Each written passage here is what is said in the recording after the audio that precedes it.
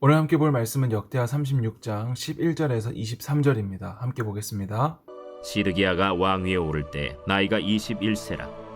예루살렘에서 11년 동안 다스리며 그의 하나님 여호와 보시기에 악을 행하고 선지자 예레미야가 여호와의 말씀으로 일러도 그 앞에서 겸손하지 아니하였으며 또한 느부갓네살 왕이 그를 그의 하나님을 가리켜 맹세하게 하였으나 그가 왕을 배반하고 목을 곧게 하며 마음을 완악하게 하여 이스라엘 하나님 여호와께로 돌아오지 아니하였고 모든 제사장들의 우두머리들과 백성도 크게 범죄하여 이방 모든 가증한 일을 따라서 여호와께서 예루살렘에 거룩하게 두신 그의 전을 더럽게 하였으며 그 조상들의 하나님 여호와께서 그의 백성과 그 거하시는 곳을 아끼사 부지런히 그의 사신들을 그 백성에게 보내어 이르셨으나 그의 백성이 하나님의 사신들을 비웃고 그의 말씀을 멸시하며 그의 선지자를 욕하여 여호와의 진노를 그의 백성에게 미치게 하여 회복할 수 없게 하였으므로 하나님이 갈대아 왕의 손에 그들을 다 넘기시매 그가 와서 그들의 성전에서 칼로 청년들을 죽이며 청년 남녀와 노인과 병약한 사람을 긍휼히 여기지 아니하였으며 또 하나님의 전의 대소 그릇들과 여호와의 전의 보물과 왕과 방백들의 보물을 다 바벨론으로 가져가고 또 하나님의 전을 불사르며 예루살렘 성벽을 헐며 그들의 모든 궁시를 불사르며 그들의 모든 귀한 그릇들을 부수고 칼에서 살아남은 자를 그가 바벨론으로 사로잡아가매 무리가 거기서 갈대아 왕과 그의 자손의 노예가 되어 바사국이 통치할 때까지 이르니라. 이에 토지가 황폐하여 땅이 안식년을 누림같이 안식하여 70년을 지냈으니 여호와께서 예레미야의 입으로 하신 말씀이 이루어졌더라.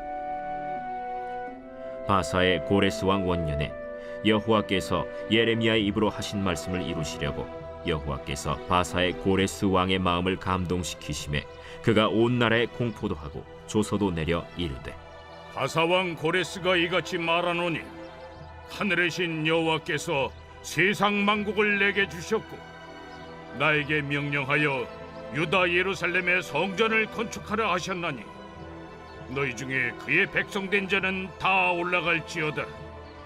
너희 하나님 여호와께서 함께 하시기를 원하노라 하였더라.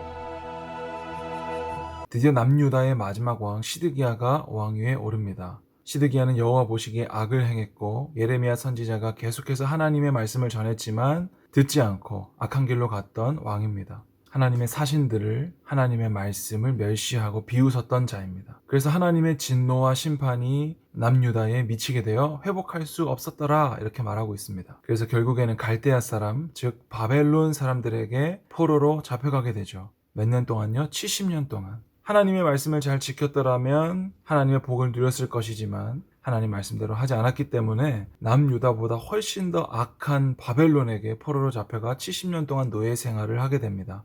이에 대해서 21절에 보면 토지가 황폐하여 땅이 안식년을 누림과 같이 안식하여 70년을 지냈으니 여호와께서 예레미야의 입으로 하신 말씀이 이루어졌더라. 여러분, 결국엔 이 모든 것들은 하나님의 예언, 예레미야를 통한 하나님의 말씀의 성취입니다. 하나님께서 말씀하신 대로 다 이루어졌다라는 것이죠. 하나님께서 이미 그렇게 정해두신 것 아니냐라고 말할 수 있지만 그렇지 않습니다. 과거, 현재, 미래, 시간을 초월해서 계시는 하나님께서는 이스라엘 백성들이 이렇게 할 것을 다 아시고 말씀하신 것이죠. 그래서 하박국서에 보면 하박국 선지자는 이스라엘이 70년 동안 포로로 잡혀가는 것에 대해서 부흥이라는 단어를 사용합니다. 여러분, 하나님께서 우리의 교회를 부흥케 하시기 원합니다. 여러분, 하나님께서 우리 중등부를 부흥시켜 주시옵소서라고 얘기할 때 하박국 선지자는 그 부흥을 하나님의 뜻을 속히 이루소서, 하나님 남유다의 백성들이 바벨론의 포로로 속히 잡혀가게 하여 주시옵소서, 이것을 부흥이라고 말하고 있습니다. 그러니까 부흥은요, 하나님의 뜻이 이루어지는 것을 말합니다. 그래서 이스라엘 백성들은 70년 동안 바벨론 포로로 잡혀가게 되고 끝까지 하나님 말씀을 의지하여 믿음을 지킨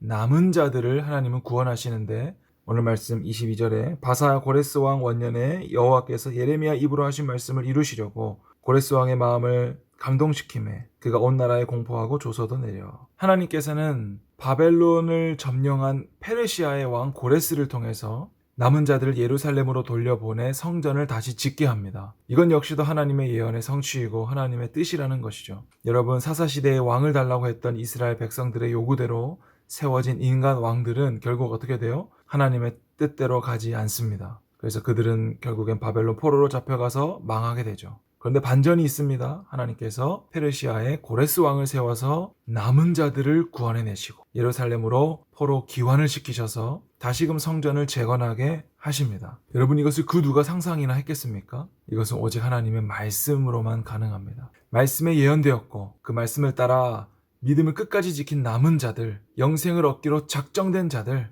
창세전부터 하나님의 선택을 입은 자들은 결국엔 남은 자가 되어 하나님의 구원을 입게 되는 거예요. 오늘 우리가 예수 그리스도를 믿는다는 것은 그런 것입니다. 우리가 남은 자들이 되어 구원을 얻는 것이죠. 땅의 삶 가운데 내 뜻이 이루어지는 것이 아니라 하나님의 뜻이 이루어지는 것, 그것이 바로 부흥입니다. 여러분의 삶이 부흥하기 원합니다. 여러분의 가정에 하나님의 부흥이 있기를 원합니다. 그것은 우리의 뜻, 내 소원이 이루어지는 것이 아니라 하나님의 뜻이 이루어지는 것입니다. 그동안 우리가 살펴본 이 역대기의 말씀을 통해서 인간 왕들을 의지하지 않고 인간의 권력, 인간의 힘을 의지하지 않고 끝까지 하나님 말씀 붙들고 남은 자 되어서 하나님의 구원에 참여하게 되는 우리 모두가 되었으면 좋겠습니다.